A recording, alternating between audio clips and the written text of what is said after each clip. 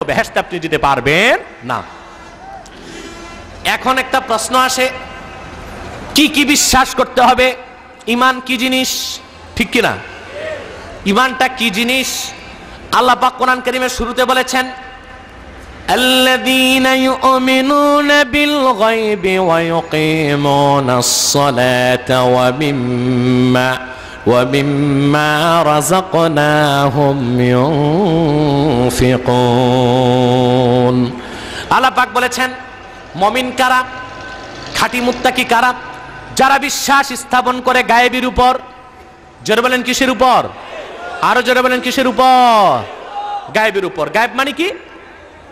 জি, অদৃশ্য, যা দেখা যায় না। না, আহা আফসোস, আমার দেশে যারা আলোচনা করে তাফসীরের নামে, তাদের ওই ভান্ডে জ্ঞান খুব কম। তারা মানুষকে ভুল শিখাচ্ছে। অদৃশ্যকে কোনোদিন গায়েব বলা হবে না। বাতাস তো অদৃশ্য, এটা কি গায়েব নাকি? জোরে বলেন। আমি জানি এখানে অনেক আলেম ও ছাত্র আছে, যোগ্য যোগ্য মানুষ বসে আছে, কিন্তু কথাটা আমি মনে করায় দিচ্ছি, দেখেন কিতাবের সাথে মিলে কিনা। অদৃশ্যকে কি গায়েব বলা হবে? জোরে বলেন। বাংলাতে তাই তর্জমা করছে, গায়েব মানে অদৃশ্য। আমি বলে থাকি, বিশাল এক সমুদ্রকে একটা কূপের মধ্যে বন্দী করতে যাওয়া যেমন একটা ব্যর্থ চেষ্টা, কোরআন আর হাদিসকে বাংলায় বুঝতে চাওয়া ওই রকম একটা ব্যর্থ চেষ্টা, ঠিক কিনা? কোরআনকে শিখতে হবে কোরআনের ভাষায়, হাদিসকে শিখতে হবে হাদিসের ভাষায়। বাংলা দিয়া কোনোদিন কোরআন হাদিস বোঝা যাবে না, ঠিক কিনা বলেন? এদেশে এই জন্য নাস্তিক মুরতাদ ইহুদি খ্রিস্টানরা মাদ্রাসা শিক্ষা বন্ধ করতে চায়, ঠিক কিনা বলেন? ওরা জানে বাংলার মাটিতে যদি কোনো মাদ্রাসা না থাকে, আরবিতে যদি কোরআন হাদিসের শিক্ষা বন্ধ করে দেওয়া যায়, গোটা দেশটাকে ইহুদিদের অভয়ারণ্যে পরিণত করে দেওয়া যাবে। কিন্তু এই বাংলার মাটিতে মাদ্রাসা শিক্ষা বিরোধী একটি এজেন্ডাকে বাস্তবায়ন করতে দেওয়া হবে না, হবে না, হবে না।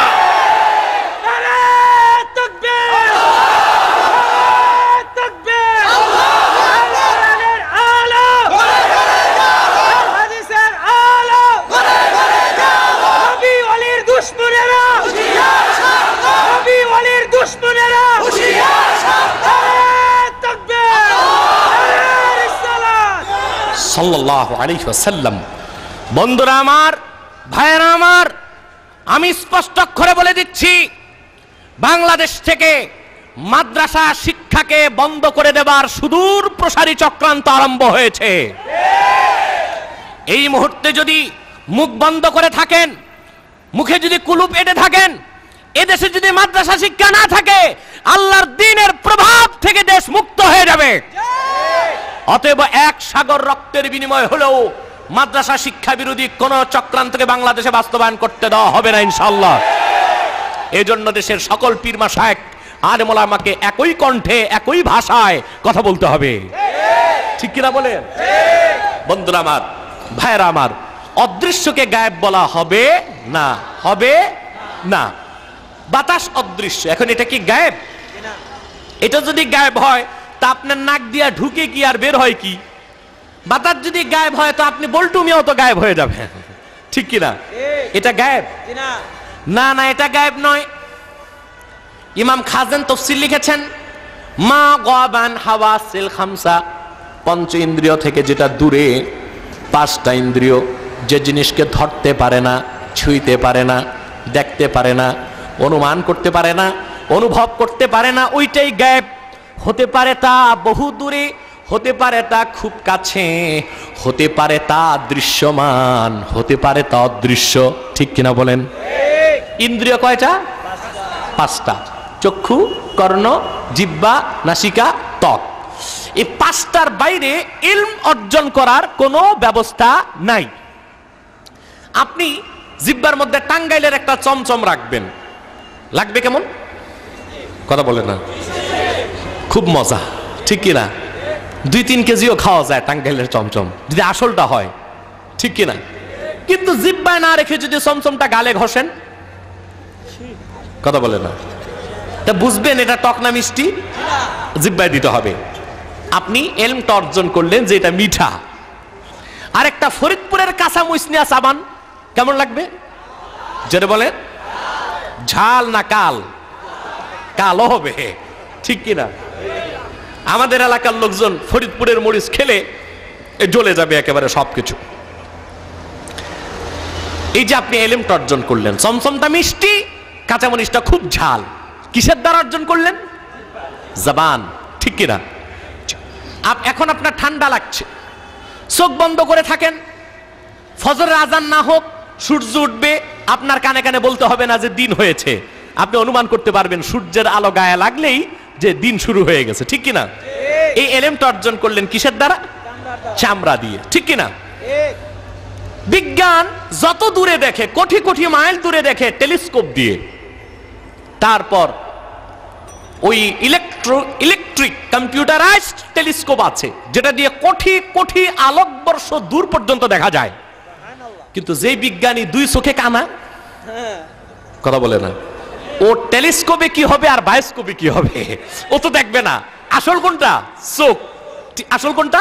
চোখ, ঠিক কিনা? জি। তার মানে ইলম অর্জন করার পাঁচটা জিনিস, পঞ্চ ইন্দ্রিয়।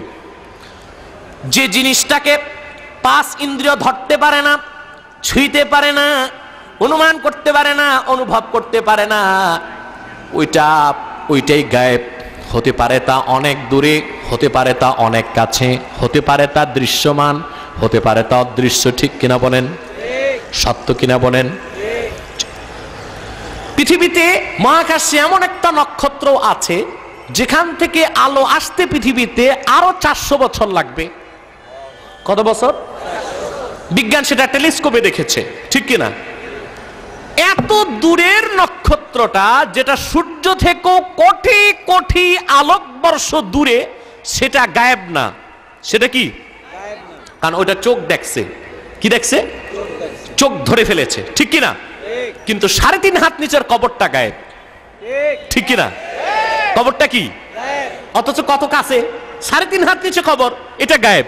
সেখানে তর্জন হচ্ছে, গর্জন হচ্ছে, পুরস্কার আছে, তিরস্কার আছে, সুখ আছে, দুঃখ আছে, সবকিছু হচ্ছে। আর আওয়াজ কি স্বাভাবিক আওয়াজ না, কেমন আওয়াজ? সুবহানাল্লাহ, সুবহানাল্লাহ। শারহু আকায়েদান নাসাফির ব্যাখ্যাকার আল্লামা আব্দুল আজিজ ফারাগানি নিব্রাসে বাবুল কবরের মধ্যে লিখেছেন, কবরের মধ্যে আল্লাহর বান্দাকে যখন শোয়ানো হয়, ডান দিক থেকে মাটি একটা চাপ দেয়, হাড় হাড্ডিগুলো মটমট করে ভেঙে বাম দিকে চলে যায়।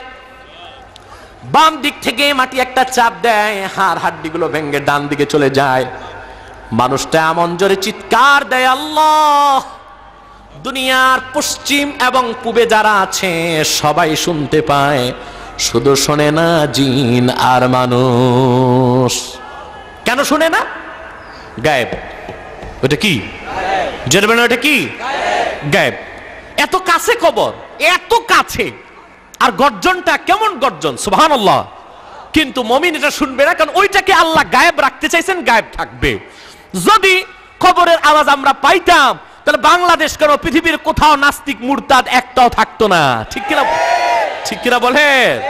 একটাও থাকতো? সব একেবারে সোজা হয়ে যেত, ঠিক কিনা বলেন? ভাইরা আমার, বন্ধুরা আমার, তাহলে গায়েব কাকে বলা হয়? পঞ্চ ইন্দ্রিয় থেকে যেই জিনিস দূরে, 5 ইন্দ্রিয় যে জিনিসটাকে ধরতে পারে না, ছুঁইতে পারে না, ওইটা গায়েব। ওইটা কি? কন্যা সুবহানাল্লাহ। এবার আপনাকে একটা আকীদার মাসআলা আমি শোনায় দিচ্ছি। আল্লাহর এলেমের সাথে কারো এলেমের তুলনা করা যাবে না, আর আল্লাহর দোস্ত মুহাম্মদ সাল্লাল্লাহু আলাইহি ওয়াসাল্লামের এলেমের সাথে অন্য কোন মানুষের এলেমের তুলনা করা যাবে না। কারণ আমাদের চোখের যে শক্তি, হুজুরের চোখের শক্তি ছিল ভিন্ন। কোন সুবহানাল্লাহ, ঠিক কিনা?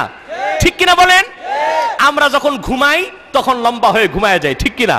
আমাদের চোখও ঘুমায়, আমাদের কলবও ঘুমায়, আমরাও ঘুমাই, সবই ঘুমায়। কিন্তু বুখারী শরীফ প্রথম খণ্ডে এসছে, মুহাম্মদ সাল্লাল্লাহু আলাইহি ওয়াসাল্লাম 1000 বছর আগে যখন ঘুমাতেন, হুজুরের চক্ষু ঘুমাতো, কলব কোনোদিন ঘুমাইতো না।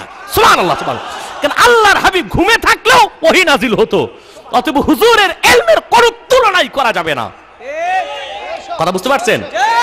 এই ক্ষেত্রে এসে ইলমে গায়েবের মাসআলায় অনেক মৌলভী সাহেব ধাক্কা খাইয়া ফসকায় যায়। হয় শিরক করে নয় কুফর করে, হয় শিরক করে নয় কুফর করে। তাফসীর বাগাবী, আমার প্রত্যেকটা কথার পক্ষে আমি ডকুমেন্টস কায়েম করি, প্রয়োজনে আপনি দেখে নেবেন মাদ্রাসায় যে।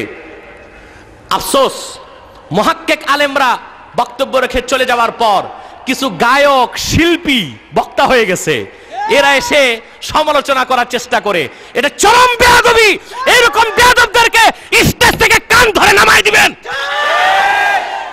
গাইতে গাইতে গায়ক হওয়া যায়, গাইতে গাইতে শিল্পী হওয়া যায়, বক্তা হওয়া যায়, মুহাক্কিক আলেম হইতে মাদ্রাসায় পড়তে হয়। ঠিক কিনা বলেন?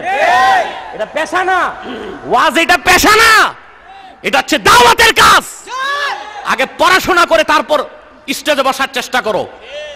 আল্লাহর এলেমের কোনো তুলনা নাই, কিন্তু আল্লাহর হাবিব মুহাম্মদ সাল্লাল্লাহু আলাইহি ওয়াসাল্লামকে আল্লাহ যে এলেম দান করেছেন ওইটার কোনো তুলনা মানুষের সাথে করা যাবে না। কথা বুঝতে পারছেন? কথা বুঝতে পারছেন? কোরআন শরীফে আল্লাহ তাআলা বলেছেন, আর রহমান আল্লামাল কোরআন খালাকাল ইনসানা আল্লামাহুল বায়ান। কন্না সুবহানাল্লাহ। পৃথিবীতে তাফসীরের জগতে বিখ্যাত 10টা তাফসীরের একটা হচ্ছে তাফসীর মাআলিমুত তানজিল। তাফসীর মাআলিমুত তানজিল, যার প্রসিদ্ধ নাম তাফসীর বাগাবী। লেখকটাকে আমাদের মতো সল্টু বল্টু, কথা কয় না, আমাদের মতো সল্টু বল্টু, দাওরা পাস কামেল পাস ব্যক্তি হচ্ছেন তিনি মেশকাত শরীফ সংকলকের দাদা ওস্তাদ সৈয়দ মোহাম্মদ হোসেন আল বাগাবী রাহমাতুল্লাহ। আল্লামাহুল বায়ানের তাফসীরে তিনি লিখেছেন, আল্লামাহুল বায়ান ইয়ানি মুহাম্মাদান সাল্লাল্লাহু আলাইহি ওয়াসাল্লাম ইলমা মা কানা ওয়া মা ইয়াকুনু। আল্লাহ তাআলা জগৎ সৃষ্টির শুরু থেকে কিয়ামত পর্যন্ত যা কিছু হয়েছে আর হবে সমস্ত ইলম আল্লাহ ১,৫০০ বছর আগে মুহাম্মদ সাল্লাল্লাহু আলাইহি ওয়াসাল্লামকে দান করেছেন।